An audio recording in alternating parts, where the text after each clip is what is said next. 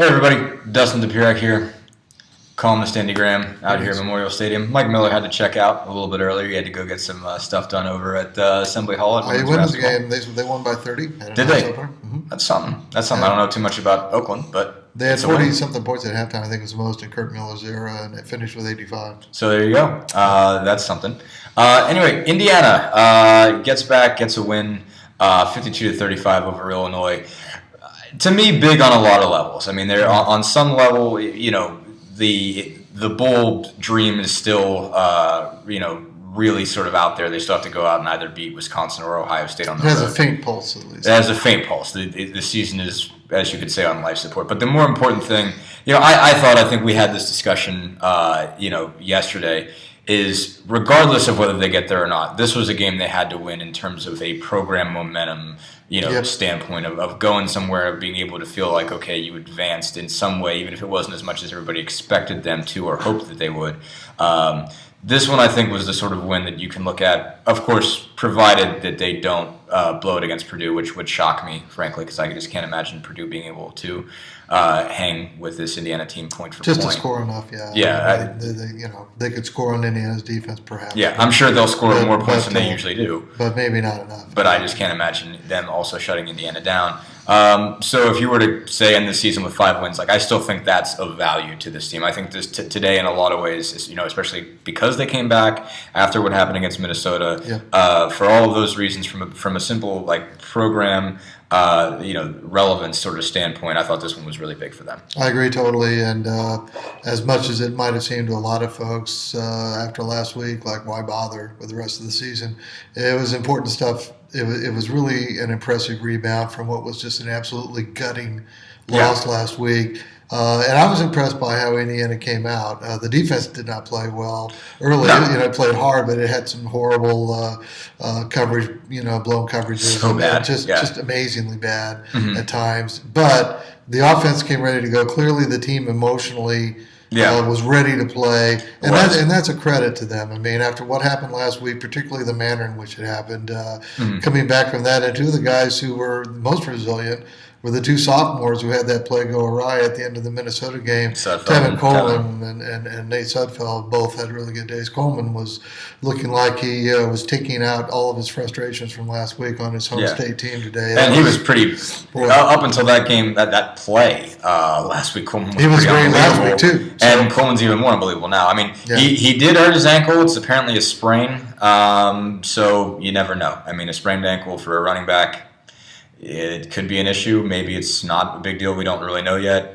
Kevin Wilson said he didn't really know yet. He doesn't know the severity, but it did say it was a sprain. He's less than 50 yards away from a 1,000-yard season, and nobody's done that since LeBron Williams. And he shared, a fair amount of snaps with Stephen Houston while doing that. And I think he went nuts. Houston had more carries. Had more carries. And it was a second straight game in which Indiana had 200-yard rushers, and in fact, this was the first game since 1994 that they had two guys go over 150 yards. Yeah. And once again, you're dealing with they've never had two tailbacks go over 100 in back-to-back weeks. The same guys. Yeah, that's amazing. Once in 1968, in back-to-back weeks they had tailbacks go over, but we're talking about 3 different guys. I think one guy did it twice, and there was another guy with them the other time. It was obviously a different game when you had humongous backfields, when you had 3, 4, 5 guys that were coming out of there. But this is the first time Houston and Coleman it's the first time in Indiana history that 2 tailbacks, in back-to-back weeks, same 2 guys went over 100 yards. Well, and you're also talking about, look, the way Indiana's offense plays, one could argue that the pass sets up the run, and it helps open up the run. The spread as a whole gives you gaps. Gives you both, because it's not even so much, well, they're going to pass or they're going to run. It's less even about the it gets hats out action. Of the box. It's the formation. It gets hats out of the box. That's right. It spreads guys out. Whether you think he's going to throw it out there or not, you got to put somebody on it. But having said that, props to Tevin and Steven, and props to the offensive line, which that's has been the massively key story. injured.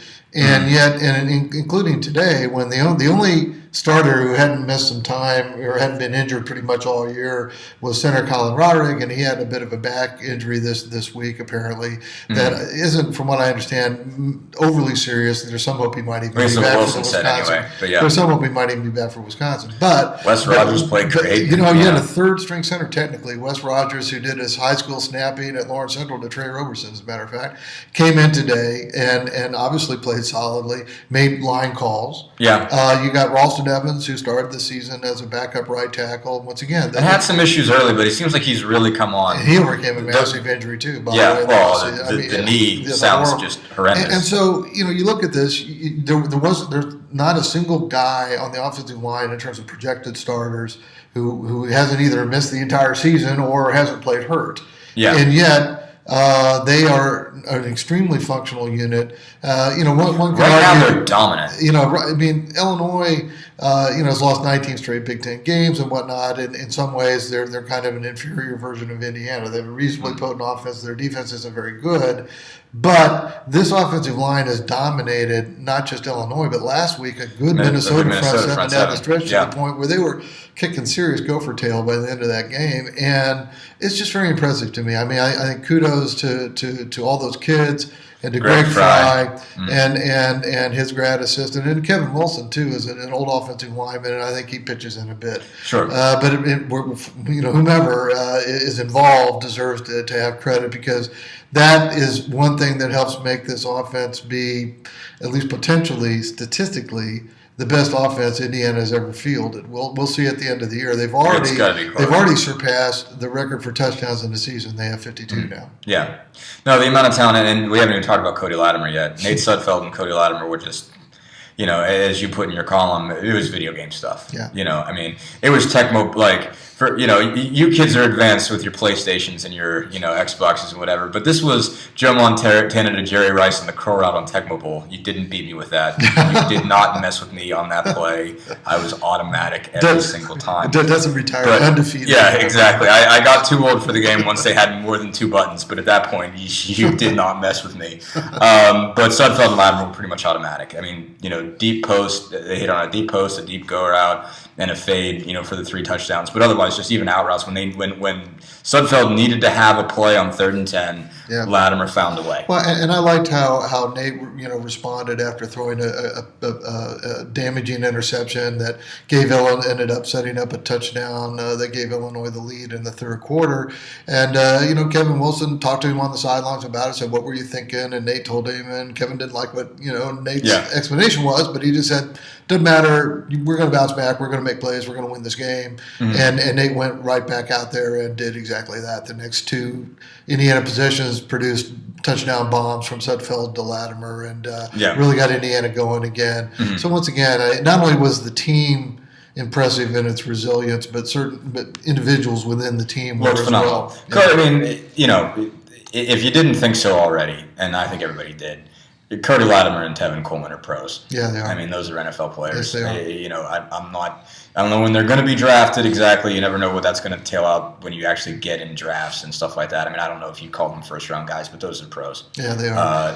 Those are. And as much as Indiana's defense remains indefensible for far too often, including often enough today, mm-hmm. I have to give some props to them. Oh, they came up for in the 4th quarter. Mm-hmm. I mean, Indiana scored the last 17 points, and one of the reasons that happened was because the defense was stopping Illinois. Mm-hmm. And the defense they would have 3 straight incompletions. They got back-to-back turnover on downs when they needed to have. They foiled a fake punt. I mean, they made plays, and they got pressure on the quarterback. They broke up passes. Once again, I mean, there were blown coverages and plays in this game that probably made Indiana's defensive coaches up in the booth want to jump out of the booth and just end it all. But after that, it's a bit much. We're going to move on past that. Speaking figuratively, not literally. Yeah. But I mean, little hair pulling out plays. Okay, yeah. We'll stick with that. Yeah. But when crunch time came, they kept it together. And there were a lot of young guys. Darius Latham made plays. Clyde Newton in his first start led him and led all tacklers. Yeah. He got burned really hard once, but other than that, he was okay. He was having to try to cover a wideout. Yeah, which wasn't supposed to happen. It's not fair. No. But in any case, it's a freshman linebacker, had 9 solos today and 11 total tackles. And at one point, Indiana had 3 freshman linebackers out there. I saw it was Simmons and Marcus Oliver and Clyde, I think, were out there at the same time, unless I misread it. I think you're right. But in any case, and then at one point you had 2 walk-ons at safety because Heben and Murphy both had, leg injuries in the game and went out and later came back in. But you had Japancic, who came in from Cathedral, I think it was Cathedral? Yeah. As a walk-on. Sure. That's right. And then, Brandon Gruby, who was a transfer from Butler and walked on. The best cornerback all year for IU, Tim Bennett. Is that with concussion, and he was out. And Ryan Thompson came in and played. So even during the fourth quarter, all those guys were out there at times. And Murphy and Heben came back, but it was still a case where you got a lot of young guys running around out there, and all of a sudden they sort of solidified. I mean, if they can play just solidly, they're not going to play great all the time, clearly. No. But if they can just avoid the huge, dramatic, damaging explosion plays that they tend to give up with blown coverages and whatnot, if they could just hang in there, Indiana's got a chance to beat people, even good people, and that's what they're still working toward. And today in the fourth quarter, they supplied enough of that to help Indiana take control of a close game. Yeah, no, I made this point last week as far as the defense is concerned. From a grander standpoint in terms of whether or not this is acceptable, obviously there's going to have to be a postseason evaluation. Sure. We'll just be kind with that because I don't really want to totally go there right now. But no, it should wait, and then Kevin Wilson will do the evaluating. Yeah, we'll see. Doug Mallory, everything else. They're going to think about, okay, is this okay? But for what this team is right now, for the reality of the situation, okay, for what you look at, and you know that they've got this spectacular offense, they've got a defense that isn't very good at all. All you're really asking for the defense is just a couple stops at the right time. Mm-hmm. You got to feel like you won if you get those. We win games, really, frankly, if they just do that. If they can give up basically what they gave up 612 yards today. Sadly, that's the 3rd best offensive performance that opponents' offense performance against this team. But at the end of the day, when they needed to have it, they got it, and that's what it's going to be. Like, they have to operate. It's almost They even got a little bit of that against Minnesota. Yeah. They ended up giving up the winning touchdown, but there were some drives in the fourth quarter last week against Minnesota where the defense was making some stops. Indiana scored 26 straight points, and once again, one of the reasons for that is that the defense wasn't allowing Minnesota to score for a while. No, it's almost like a basketball offense that lets you get layups. Like if you beat them for a layup, they just break you back. Mm-hmm. That's kind of what this Indiana team is becoming. It's like it doesn't have to. You're not going to be able to say, okay, the defense have a good game or a bad game based on even yards anymore. It's just if they just get you a couple times, again, like they did, just 2 big stops when they had to have them. Yep. That's a big day for the defense. Yep. They're never going to be a shutdown defense. This group, they're going to give up points. I would be surprised if anyone gets less than 28 the rest of the year. Well, no, except maybe Purdue. But, maybe Purdue. But we'll see. That's what you're going to give up. You're going to give up 400 or 500 yards a game. Yeah. That's what this team is right now. They gave up 35. But they just need to get a couple, and they got them. They gave up 35 points today, and that was a total that Indiana could win with. Yeah, and exactly. There you go. But this group, it is. That's kind of how they have to operate. They just need a little bit, and today they got it. Thanks, everybody. Okay.